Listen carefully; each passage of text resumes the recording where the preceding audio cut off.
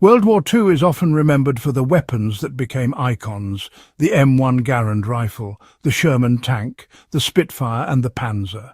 But, beneath that familiar layer of history lies another stranger world, a collection of weapons that were so bizarre, so unorthodox, and in many cases so dangerous to their users that they were hidden away from the public eye. These were the experiments military planners would rather have buried, the prototypes that made it into the field in small numbers, and the desperate creations that reflected just how inventive and reckless nations became when the war hung in the balance. What follows are some of the strangest weapons you were never meant to see, and what they teach us about desperation, improvisation, and, well, the razor-thin line between genius and madness. The Japanese balloon bombs were the first intercontinental weapons ever launched. Late in the war, with resources running low and conventional bombing impossible, Japan turned to an audacious idea: using the high-altitude jet stream to carry hydrogen balloons thousands of miles across the Pacific Ocean. Each was fitted with incendiary or explosive payloads. The logic was that these silent drifters would land in American forests and farmland, sparking chaos and massive fires. Over 9,000 were released, and about 300 made it to North America. Most caused no harm, but one tragic explosion killed 6 civilians in Oregon, the only direct casualties from enemy action on the US mainland. These balloon bombs were primitive precursors to modern long-range missile concepts.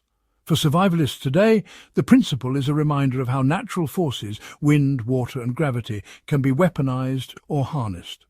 While no one is launching balloon bombs in the backyard, understanding how the jet stream carried weapons across oceans is the same principle behind weather balloons, environmental monitoring, and even solar balloon experiments. The British Pangandrum proved that not all crazy ideas should leave the drawing board. Faced with the concrete bunkers of Hitler's Atlantic Wall, British planners devised a massive rocket-propelled wheel, taller than a man, designed to roll explosives directly into enemy defences. Known as the Pangandrum, it looked like something dreamed up in a science fiction sketchbook. In reality, it was nearly impossible to control. Test after test saw it wobble off course, shed rockets, and even charge back toward its horrified designers. Though abandoned before D-Day, it stands as one of the most outlandish experiments of the war. The lesson here is that not every bold invention works outside theory. For history enthusiasts, it highlights the danger of over-engineering solutions to problems that often have simpler answers. Modern equivalents would be overcomplicated defense gadgets that fail in real-world conditions, proving that practicality always outweighs novelty. The German curved rifle barrel was clever but self-destructive. German engineers, obsessed with giving their troops every edge, designed the Krummlauf, a curved barrel attachment for the STG-44 assault rifle. It allowed soldiers to fire around corners without exposing themselves. Variants bent at 30, 45 and even 90 degrees. In testing, it seemed useful for street fighting. In practice, the bullets deformed, the barrels wore out after a few dozen shots, and sometimes the weapon burst apart in the shooter's hands. Troops joked that the barrel lived shorter than the man firing it. This shows how ingenuity under stress can push designs past the limits of physics. For anyone interested in defense today, it's a reminder that equipment must match the environment. A weapon that works for a single scenario but endangers the user is worse than useless. Explosive rats, believe it or not, revealed the strange world of sabotage. Britain's Special Operations Executive developed one of the strangest covert weapons of the war: dead rats stuffed with explosives. These were meant to be tossed into coal-fired boilers by unsuspecting workers in Nazi factories. When shoveled into the flames, they would detonate, crippling entire plants. Now, although a shipment was intercepted before deployment, the discovery really alarmed the Germans, forcing them to waste manpower inspecting coal piles and fueling paranoia across occupied Europe.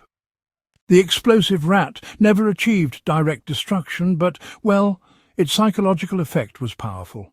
For modern survivalists, the principle is clear. Sometimes deception is more effective than brute force. Misdirection, surprise, and clever disguises can cripple an opponent as surely as raw firepower. The Japanese knee mortar was deadly effective and, honestly, dangerously misunderstood. The Japanese Type 89 grenade discharger, which was nicknamed the knee mortar, was a compact weapon capable of lobbing grenades hundreds of yards. Its portability gave Japanese squads powerful reach. Allied soldiers, misinterpreting its curved baseplate, assumed it was designed to be braced on the thigh. Those who tried it, well, shattered their legs from the recoil. This weapon's story really illustrates the dangers of misinformation in combat and beyond. It underscores just how vital proper training and context are when handling tools or weapons. For preppers and enthusiasts, it's a cautionary tale. Misuse of even simple devices can be more dangerous than enemy fire. The German Sturmtiger turned a tank into a siege rocket launcher. Few machines ever embodied both terror and impracticality, quite like the Sturmtiger. A Tiger tank mounting a naval rocket mortar that fired shells weighing nearly 800 pounds. One blast could flatten a city block. But the vehicle was so heavy, slow, and limited in ammunition that only a handful were built. For Allied troops, its presence was terrifying, but rare. The Sturmtiger reveals how extremes in weapon design often sacrifice practicality. In survival terms, the takeaway is clear. Bigger is not always better. Sometimes, small, reliable tools offer more real-world value than colossal but fragile machines. The V3 supergun was the ultimate weapon that never was. Germany's obsession with long-range weapons produced the V3, a colossal underground cannon more than 400 feet long, designed to fire shells at London. It used multiple propellant charges along the barrel to boost a projectile's speed with each stage. Though theoretically capable of bombardment at 100 miles, the sites were bombed before becoming fully operational. A few smaller versions fired at Luxembourg, killing civilians but achieving little. The V3 really symbolizes the danger of pouring resources into unproven wonder weapons while neglecting practical needs. Its principle survives today in multi-charge and railgun experiments, but as a World War II weapon it was a costly failure.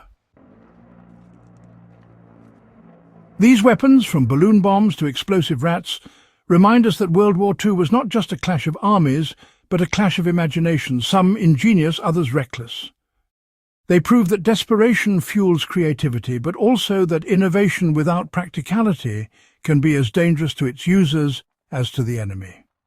For modern history buffs and survival-minded viewers, these stories carry timeless lessons. Simplicity, reliability, and adaptability will always outlast over-engineering. If you found this dive into the hidden weapons of World War II fascinating, make sure to subscribe to In the Beginning and share this with fellow history enthusiasts. There are countless more stories buried in the archives of wartime history, and together we'll keep uncovering them.